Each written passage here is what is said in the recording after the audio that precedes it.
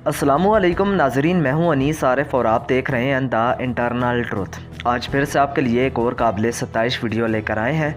आज की हमारी वीडियो में हम आपको सुल्तान अब्दुल हमीद ड्रामा में तहसीन पाशा के बारे में बताएंगे कि दरअसल इनकी मौत कब और कैसे हुई, इनकी मौत की वजह क्या बनी, इनकी आखिरी ख्वाहिश क्या थी और इनके साथ इनकी मौत से कबल किस किस्म का बर्ताव किया गया, जिसे जानकर यकीनन आप भी खून के आंसू रोएंगे। तो चलिए वीडियो शुरू करते हैं, मगर वीडियो को आगे बढ़ाने से कबल हस्ब रवायत नए आने वाले सामाईन से हमारी गुजारिश होती है कि वीडियो को लाइक और चैनल को सब्सक्राइब कर दीजिए। शुक्रिया।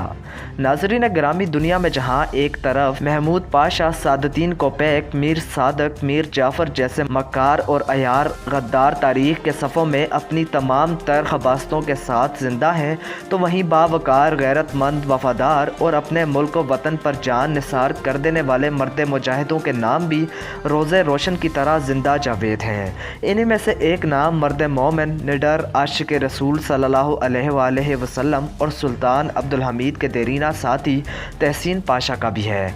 इन्होंने अपनी सारी ज़िंदगी अपने सुल्तान की खिदमत में गुजार दी। इनका ओहदा दीगर तमाम वज़रा और पाशाओं से बुलंद था और ये सुल्तान के मुशीर और बहुत करीबी साथी समझे जाते थे। इन्होंने अपनी ज़िंदगी में जंगें भी लड़ी थीं और इस वक्त के दुश्मन इनके नाम और इनकी जहानत से बहुत ज़्यादा खौफज़दा थे। चूँकि ये वक्त सल्तनत उस्मानिया के लिए बहुत ही कड़ा वक्त था और हर तरफ से अंदरूनी और बैरूनी दुश्मनों ने मिलकर इसकी बैसाख को खोखला करना शुरू कर दिया था।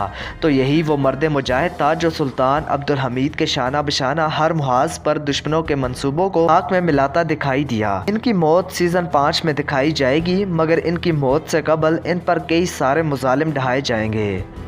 सुल्तान अब्दुल हमीद को भी इनके दुश्मन नज़र बंद करके जुल्म का निशाना बनाएंगे और इसके साथ इनके वफादार साथी यानी तहसीन पाशा को भी फट्टे पुराने कपड़े पहना कर सूखी रोटी खाने तक के लिए तड़पाया जाएगा।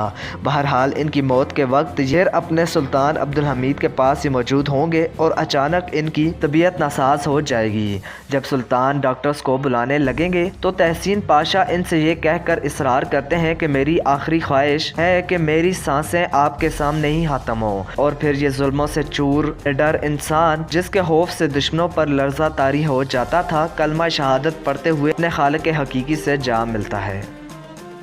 तो नाजरीन, यही थी आज की हमारी वीडियो। उम्मीद करता हूँ इसने आपको महसूस किया होगा। अगर ऐसा है तो हमारी वीडियो को लाइक और चैनल को सब्सक्राइब कर दीजिए और अपने मेज़बान मोहम्मद अनीस आरिफ को दें इजाज़त। मिलते हैं नई वीडियो के साथ, तब तक के लिए अल्लाह ने के बाद।